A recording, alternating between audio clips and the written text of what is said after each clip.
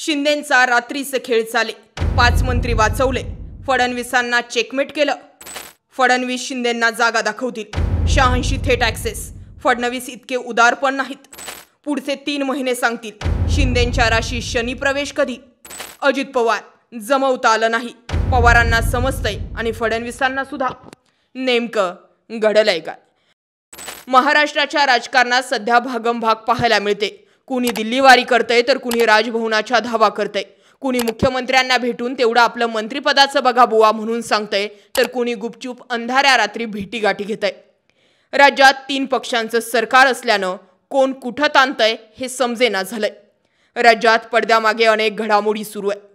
एकीकडे राज्याचे उपमुख्यमंत्री एकनाथ शिंदे हे दिल्लीला जाऊन आलेत.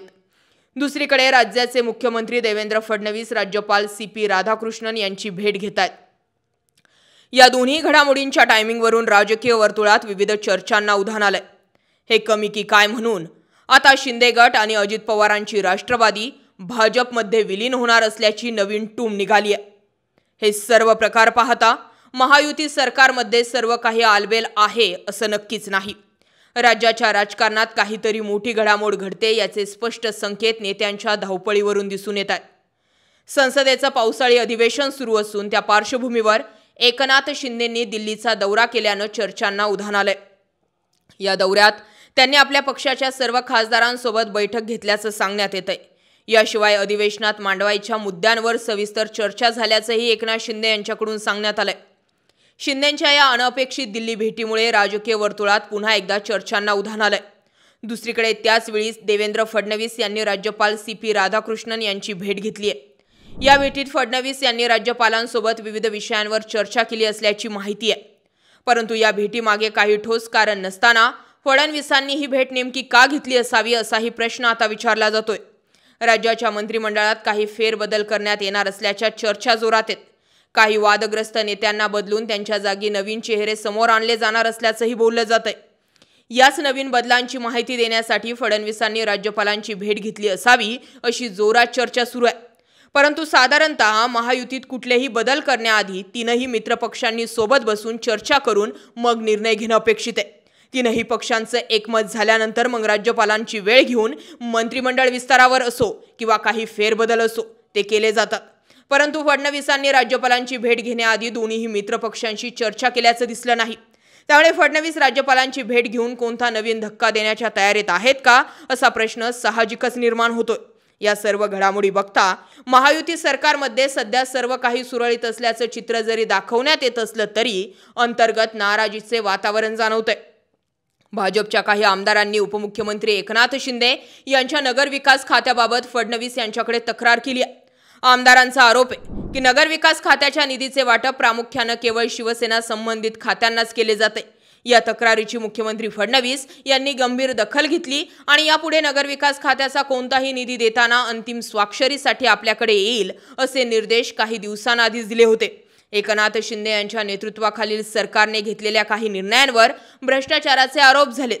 या संदर्भात चौकशीचे आदेश देण्यात आल्याची माहिती चर्चेत आहे. तर शिंदेंनी घेतलेल्या काही निर्णयांना फडणवीस सरकारने ब्रेक दिल्याची चर्चा राजकीय वर्तुळात होत असते. खरं तर या बारीक सारीक गोष्टींवरून फडणवीस आणि शिंदे यांच्यातील कलगीतुरा दिसून येतोय. दुसरीकडे अजून एक अशी चर्चा आहे की एकनाथ शिंदेंनी आपल्या दिल्ली दौऱ्यादरम्यान वकिलांसोबत देखील चर्चा केली आहे. आगामी काळात शिवसेना पक्षाचे नाव आणि चिन्हावर विधानसभा अध्यक्ष राहुल नार्वेकर यांनी दिलेल्या निकालावर ठाकरे गटाने दाखल केलेल्या याचिकेवर सुप्रीम कोर्टात नियमित सुनावणी होणार आहे. या सुनावणीच्या पार्श्वभूमीवर एकनाथ शिंदे यांनी आपल्या वकिलांसोबत चर्चा केल्याचं सांगितलं जातंय. शिंदे दिल्लीला असल्यानं या निमित्ताने शिवसेनेचे सर्व खासदार दिल्लीत एकत्र आहेत. त्यामुळे पक्षासंबंधित काही महत्त्वाच्या मुद्द्यांवरही चर्चा झाल्याचं सांगण्यात येत आहे. एकीकडे शिंदे गटातील संजय शिरसाट, संजय गायकवाड, दादा भुसे, योगेश कदम असे अर्धा डझन नेते अडचणीत येत असताना तिकडे दिल्लीतही शिंदेंनी आपल्या खासदारांची कान उघडणी करून पक्षाचं नाव खराब होणार नाही असं काम करण्याचा दम दिल्याची चर्चा आहे. शिंदे दिल्लीत असताना मुख्यमंत्री फडणवीस यांनी सुद्धा त्यांच्याच काही दिवस आधी दिल्ली दौरा केला. त्यावेळी त्यांनी भाजप पक्षश्रेष्ठींसोबत चर्चा केल्याची माहिती आहे. या बैठकीत मंत्रिमंडळातील काही वादग्रस्त मंत्र्यांना घरी पाठवायचं आणि नवी चेहऱ्यांना संधी देण्याबाबत चर्चा झाल्याची माहिती आहे. त्याला चेकमेट म्हणून शिंदेंनी दिल्लीवारी केल्याचं बोललं जातंय. दरम्यान आगामी काळात स्थानिक स्वराज संस्थांच्या निवडणुकांच्या पार्श्वभूमीवरही या भेटींना अधिकचं महत्त्व प्राप्त झालंय. भाजप आणि शिंदे गटाचा जांगड गुत्ता सुरू असताना तिकडे अजितदादा आपल्या माणसाला हळूक्षी मंत्रिमंडळात सामावून घेण्याच्या बेतात आहेत.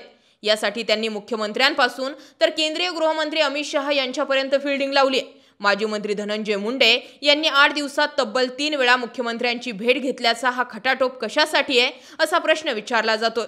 या सगळ्या गोष्टी जर बघितल्या तर थोडक्यात महायुतीत सध्या संगीत खुर्चीचा गेम खेळला जातोय. कोण कोणाची खुर्ची कधी उडून घेईल आणि समोरचा बाद करेल ते सांगता येत नाही. हा खेळ सत्तेसाठी, खुर्चीसाठी, पैशांसाठी असला तरी यातून सर्वसामान्य जनतेला काय मिळणार हा प्रश्न अनुत्तरितच आहे. या मुद्द्याकडे तुम्ही कसं पाहता कमेंट सेक्शनमध्ये व्यक्त व्हा. अशाच माहितीपूर्ण व्हिडिओसाठी आपल्या चॅनल आवर्जून सबस्क्राईब करा. जय महाराष्ट्र.